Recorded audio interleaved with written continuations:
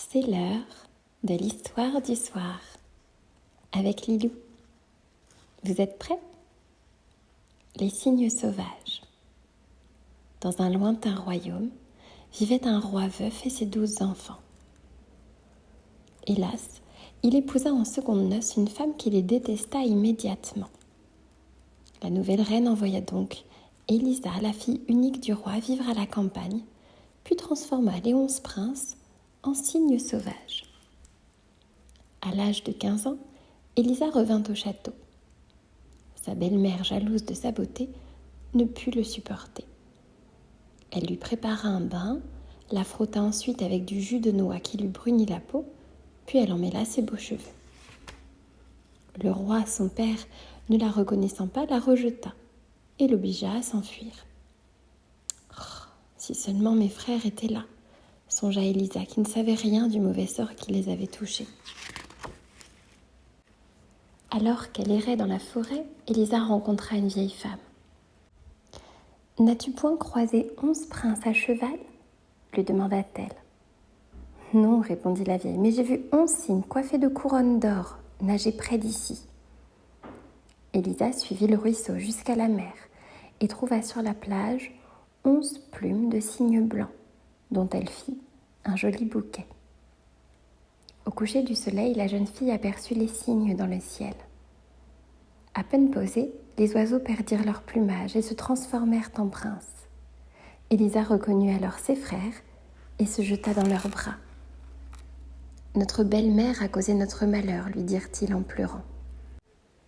Ils lui expliquèrent qu'ils vivaient désormais dans un lointain pays et reprenaient forme humaine chaque nuit. Ils ne revenaient dans leur royaume qu'une fois par an.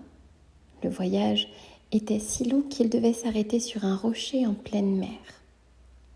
Mais comme Élisa les suppliait de l'emmener avec eux, les 11 princes tressèrent pour elle un filet en tige de jonc. À l'aube, redevenus cygnes, ils s'envolèrent en serrant le filet dans leur bec. Ils atteignirent les 3 rochers battus par les vagues au moment où le soleil plongeait dans la mer. Au petit matin, les cygnes reprirent leur vol. La nuit suivante, Élisa rêva de la vieille femme de la forêt. « Tu as le pouvoir de délivrer tes frères du sort qui les emprisonne, » lui dit-elle. « Tu cueilleras des orties, tu les fileras et tu tisseras 11 tuniques. Tu en vêtiras ensuite les cygnes pour rompre le charme. Mais veille à ne plus prononcer un mot jusqu'à la fin de ton travail. » En la découvrant muette le lendemain, les frères d'Élisa crurent à un nouvel enchantement. Pour la soulager, le plus jeune versa quelques larmes sur ses mains brûlées par les orties.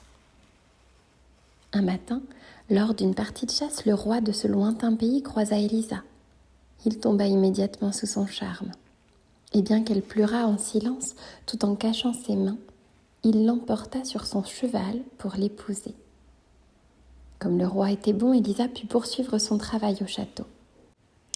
Un soir, cependant, il lui manqua des orties après avoir terminé les 6 premières tuniques. Elle se rendit donc au cimetière pour en cueillir. Mais un courtisan l'aperçut et il l'accusa d'être une sorcière. La mort dans l'âme, le roi fut obligé de livrer sa jeune épouse au juge. Ceux-ci la condamnèrent au bûcher.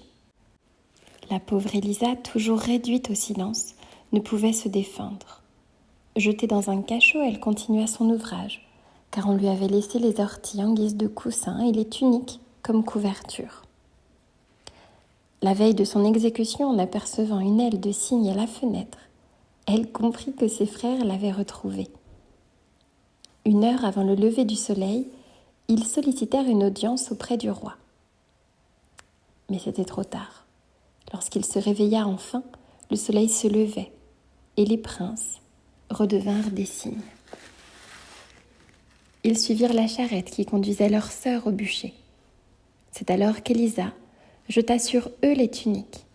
Le plus jeune conserva une aile de cygne à la place du bras, car la manche de son habit n'était pas terminée. « Je suis innocente !» put enfin crier Élisa avant de s'évanouir de terreur. Alors que son frère aîné racontait toute leur histoire, le bûcher se couvrit de roses qui répandaient un délicieux parfum. le roi cueillit l'unique fleur blanche, et il la déposa sur le cœur de sa jeune épouse, qui ouvrit enfin les yeux. Et alors que les cloches sonnaient partout dans le royaume, le roi et la reine, accompagnés des 11 princes, regagnèrent leur château. Ils y vécurent tous très heureux et n'entendirent plus jamais parler de la méchante marâtre. Pour ne manquer aucune histoire du soir avec Lilou, n'oubliez pas de vous abonner à la chaîne et d'activer la cloche des notifications.